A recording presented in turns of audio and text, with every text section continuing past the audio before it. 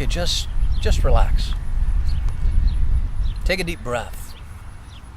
Find your happy place. Count to 10. It's funny, some of the things we try to do to bring a little bit of peace to our lives. Most of them seem a bit shallow. I mean, they don't really touch the reality of what we're up against. I mean, after your deep breath, well, the problem's still going to be there. And if you let your mind drift to your happy place, well, you're on an imaginary vacation that will end as soon as you realize you're not really there. Now, honestly, I'm okay with those kind of calming strategies. Sometimes we just need a minute to catch our breath. But what if I told you that peace was intended to be real, not just some artificial creation of an instant? What if I told you it was intended to last more than a few minutes? What if peace could be the order of the day, not just a blip on a screen dominated by stress? Well, that's what I want to tell you. Peace, the kind of calm that allows us to function as whole people, even when circumstances become overwhelming, that peace is a part of the life God came to give us.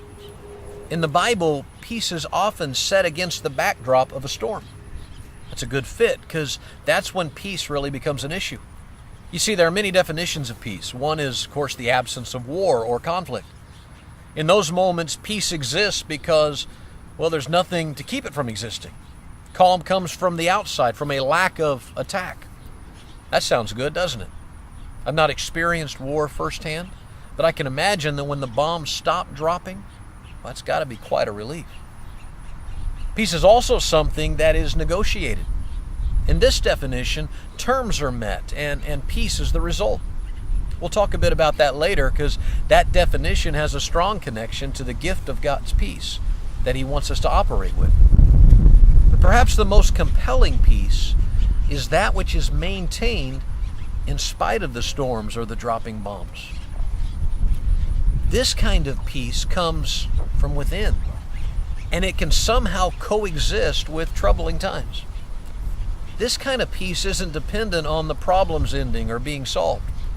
Instead, it's a peace that seems to elevate above difficulties and thrive under the greatest challenges.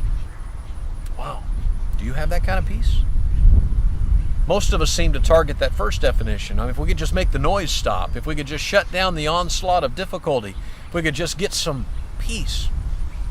Well, my name's Mike, and if this is your first journey with me here at Journey.net 2.0, what we're about to do is to begin walking through an honest look at peace and how God wants to bring it to your life. If you want that, if you really need that, I hope a few short videos can help you find a direction to travel. It's good to have you aboard. Well, let's get started with our first step that comes in part 2 of this series called Peace. Hope to see you there.